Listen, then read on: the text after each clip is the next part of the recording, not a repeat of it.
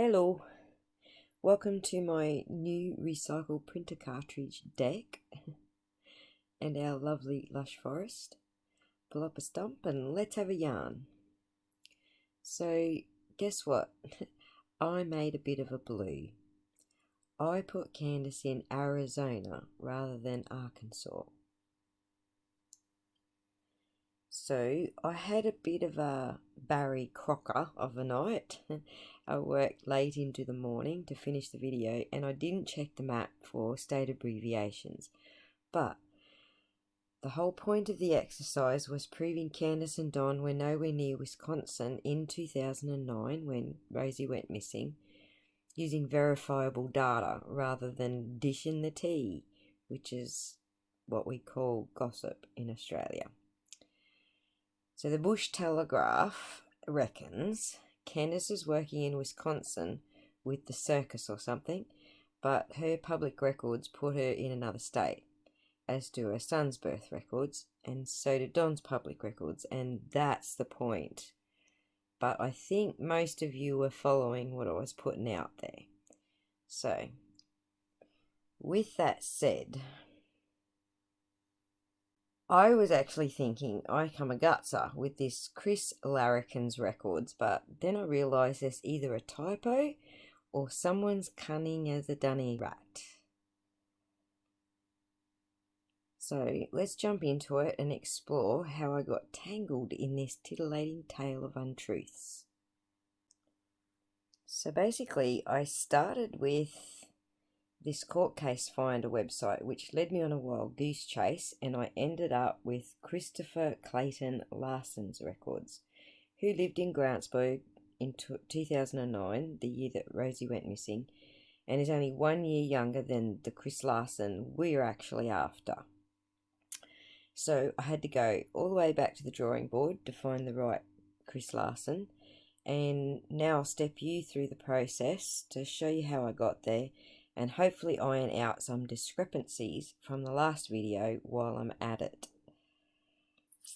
So I ended up going back to the divorce records to double check the address, because the Christopher Clayton Larson that I was telling you about in the last video actually lived at different same street address, just a different number, 23096 River Road.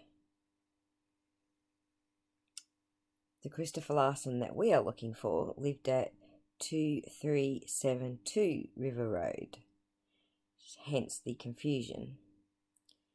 So in the divorce records it shows us that both parties were living at that particular address. Then I cross-referenced that address with their paternity records later in 2010. Now, this was obviously after Rosie had gone missing, and I managed to draw from these records previous addresses for both parties. So I got County Road and Frederick as well. So now I know that that's the prior address, and the current address when the paternity suit was lodged was 2372 River Road, St. Croix. So from there I went back to the court case finder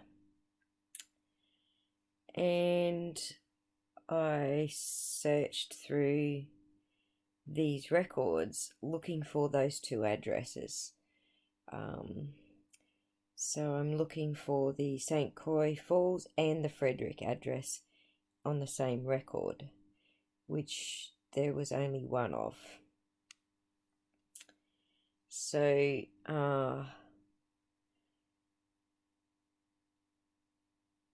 now the next thing I did was I just double checked, because I got 100 results on this. I did actually do a bit of a search to see how many Fredericks are on this in these search results. As you can see up in the top right hand corner, I typed Frederick into the Chrome search bar and I only got one result.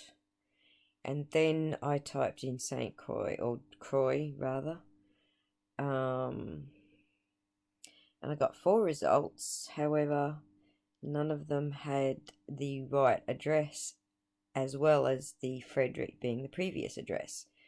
So that ended up only matching the one record out of all of them. So then I checked this typo in the Wisconsin Circuit Court records, and came up with nothing. So how did this typo occur? Is this a data entry typo, or is this a cunning as a dunny rat type of I'm trying to avoid the police? Anyway, I'm not going to go there. I am going to actually have a look at the record that I turned up in the court case finder and just double check that this is the person that we're actually looking for. And so I see the birth date there as August 1982. So I can cross-reference that in other records searches. And we see the current address as Amory. We see St. Croix Falls there as a previous address. We also see the Frederick there as a previous address.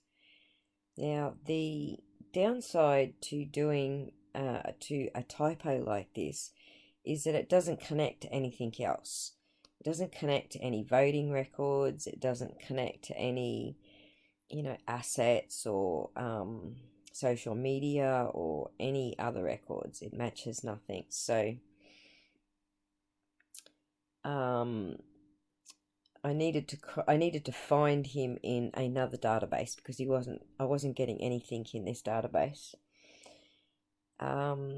So I switched over to another database to have a look for him somewhere else, and I found him in this database. I actually found him in several, but I found him here in this database, and I double checked that the address for St. Croix was correct, and also that there was the County Road Frederick address there as well. So now I know that I've got the right guy. I decided to have a look at whether he's got any criminal records, and nothing showed up in this database. So nothing has showed up in any databases at all, but except for the divorce and the paternity suit. So I have to retract all the negative things that I said about Mr. Larson and the domestic violence history with Rosie. It appears he doesn't have that history at all. However, I do not retract my disgust at his victim bashing, victim blaming, and attacks on Rosie's friends and family members. While I'm hesitant to superimpose a typical statement analysis snapshot on Mr. Larson's personality, because I don't know him personally to determine his baseline or if he is typical or atypical, I still find the victim bashing to be somewhat representative of his feelings of distaste for his missing wife, and I find that suspicious in itself. Now, I think it is completely ridiculous for any of his supporters to be saying things like, Nicole Steele just couldn't possibly be Rosie's friend because she didn't know her horse died. Like, grow up, people. We are not in high school anymore. It's exactly this kind of behaviour that makes me suspicious of Chris Larson. So, the more people go out batting for him by beating down Rosie and her friends and her family, the more suspicious I am of his motivation. So while his records may clear him of any documented history of physical abuse of his wife, he certainly is painting a portrait of somebody who is verbally abusive. Do I think Rosie ran away from her kids to escape his verbal abuse? No, that was the point of going down that path of looking at his domestic violence history, was to see whether there was something that Rosie was trying to run away from. So, is there an issue with Chris Larson's identity? I haven't really established whether it's him that's created this other identity that turns up in other databases, or if it's just a typo. It looks like a typo. We'll give him the benefit of the doubt and we'll call it a typo. And we will assume that he didn't give Rosie any reason to run away from her own children. Now, let me also address, while I'm at it, why Chris Larson would file for divorce and custody of the children if he was responsible and he knew Rosie wasn't returning anyway. Well, I'm going to go into that in part 3 of the Rosie Bly story, because I believe he may have done that, or could have done that, simply for a cover-up, okay, to cover up his motives. So he told the court that he was scared that she would come back and take the kids. Well, why was he scared of her coming back? She was missing. He should have been wanting her to come back. So there was a bit of a discrepancy between my wife's missing and I'm devastated and the kids are devastated, to what he actually said to the court, well, if she comes back, she's not getting the kids and I want a divorce. So there's a big leap between those two frames of mind. But anyway, we'll go into that in more detail in part 3 of the disappearance of Rosie Bly. So hopefully I have ironed out just a little kink from my last video and straightened out anything that Chris Larson might find himself upset about. But as I said, I'm not trying to make anyone look guilty or prove they're guilty or anything like that. I'm just investigating all the different avenues and all the different characters and the players in the picture. As far as I'm concerned, the guilt or innocence of any particular party is the job of law enforcement. It's not my job. I'm just investigating.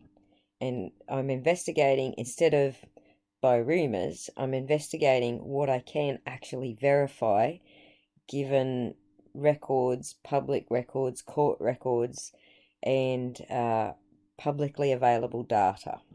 Once again, I apologise to those who wanted to get more into the rumours and the gossip. You're just going to have to go over to Facebook and jump right in. Because I'm not going to go into those. They can't be verified. They're just stories. They may or may not be true. The things that I'm trying to show here are witness testimony that can be corroborated, because that's what the police will do. They will take a statement, then they will corroborate it with other witnesses or other statements or other people who were present or whatever. And they will also look at, actual evidence like DNA, etc. And that's pretty much what I'm going to do in investigating the entire story from start to finish. So, if you want some gossip, go to Facebook. There's plenty of it there. There is no shortage on either of the groups. In the two groups, there's a lot of gossip going on, so please feel free to head over there and get involved in the gossip. Otherwise, if you want the facts, hang around for part 3. So thanks for joining me. Hope I've ironed out some boo-boos and we'll do a live stream discussion about part 2 in the next 24 hours. So see yous later when your legs are straighter. Bye.